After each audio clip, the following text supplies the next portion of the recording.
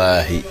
yonent mi dafa ànd ak dafa ñëw benn saaba génn yonent bi ñëw këram ci ginnaawam dem ngeganaayoo jabaru saaba boobu mu koy reyal ay teeñ.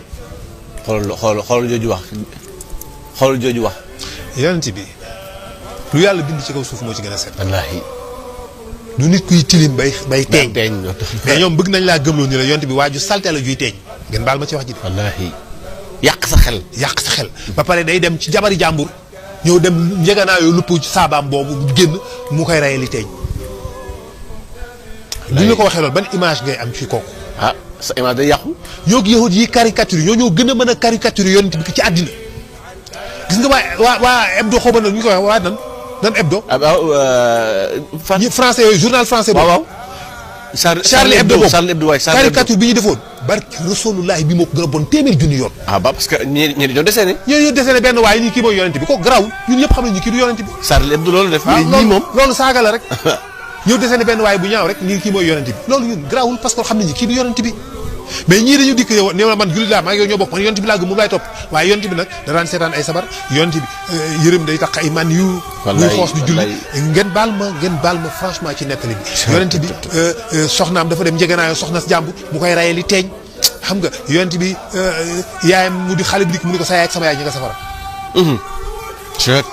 yu salte yi ñoo ñaaw yooyu moom rek lañ lay jox ci yonent bi wallaahi mais du ñu toog di la wax ci yonent bi ci mbaax wàññi sa pas-pas wallaahi. ci lewet ci moom ci beauté bi nekkoon ci moom ci taar bi nekkoon ci moom ci sakina bi nekkoon ci moom ci dal gi nekkoon ci moom ci xam-xam bi ci lewet gi ci kersa gi ci jikko yu rafet yi wallaahi. ba tax nga mën a am cofeel bu wér ci yonent bi bëgg ko ba tax nga bëgg a baax duñ la ko jàngal wallaahi duñ la ko jàngal mukk yooyu rek lañ lay jàngal pour nga ñàkk koo jox importance pour nga ñàkk koo jox valeur pour nga dévaloriser ko pour que nga teggi ko teg ko fële bu ko defee lampe ba fay na ci sa xol. yàlla ci yàlla musal. lampe ba ci sa xol fay na. yàlla ci yàlla musal. nga nekk ci xolub lëndëm dese xottu tubéy ju gàtt ak sikkim jàpp ni te gim yàlla nekkatul ci yow coxor xol bu wow koŋ la ñuy am ak coxor doo tabe. doo am yërmande. wallaay doo bëgg mbokk. doo am ñeewante. wallaay yi ma leen di wax yëpp da ngeen koy vérifier. da nga koy gis da nga koy gis. da ngeen koy seet. wallaay da nga koy gis. doo ci gis tabe doo ci gis ku am yërmande doo ci gis ku fonk doomu aadama ku ñu romb xool la. ñoom bu ñu rombee nga yor kurus. wala nga sol mbaxane ni ñu jàpp mbaxane xëy na mbaxane tijaan la. wala nga sol ab laafa bu ñu rombee du ñu nuyu. voilà yow boo leen nuyoo duñu la fay. voilà gis nga ko. waaw yow boo leen nuyoo duñu la fay. te ñoom bu ñu rombee duñu bëgguñu laa xam. day mel ni nag ñu bokkoo ci diine. effectivement. te loolu kenn xamul lu mu doon. waaw parce que te fekk na booba moom moo nekkul ci ci diine dëgg-dëgg. seytaane la topp te xamu ko ci diine li mu topp. ci fay ngëm yàllaam la jëm. wallaahi bala moo génn àddina. lii ma leen di wax nii de wax naa leen ko junni yoon xam nga bëgguma ci dellu si waat franchement mais parce que waxtaan tey bi fi mu jaar la rek. parce que yu ci bari defe naa ni tuddoon naa ko. mais dafa jaar naa ko peut-être xëy na ëndeewu ma ko tey ni ma ko ëndee nii mais lu ci bari ci li ma lay wax ni tey jii tuddoon naa ko. mais li ñuy nekk noonu ku ci topp 99% bala ngaa génn àddina sa gëm yàlla day disparaître. yàlla nañ ci yàlla musal. man maa la wax loolu. yàlla nañ ci yàlla musal.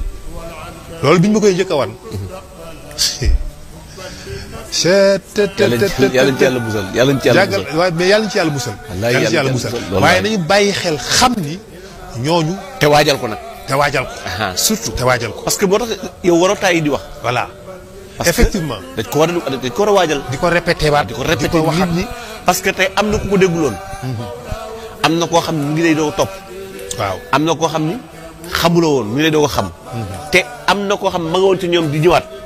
te da nga ko war a jëli. effectivement non non bis mu nekk ma jot ci ñu bare. waaw loo xam ne xamal ni ma vraiment. demoon nañ bay dugg ci nekkoon nañ foofu. mais jëli mais mi jigi dellu si waat nañu. comprendre ni ndekete tasawuf rek mooy mbir yi wallaahi taalaahi presque bis mu ne ma gis ku ma ko wax.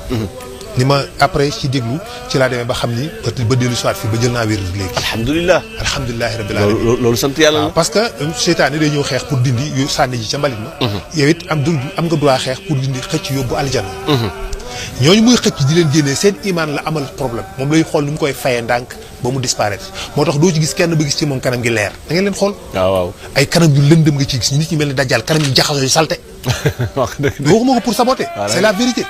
doo ci gis koo xam ne da ngay gis xam ni kii leeru jullit mi ngi ci moom muy rayonné.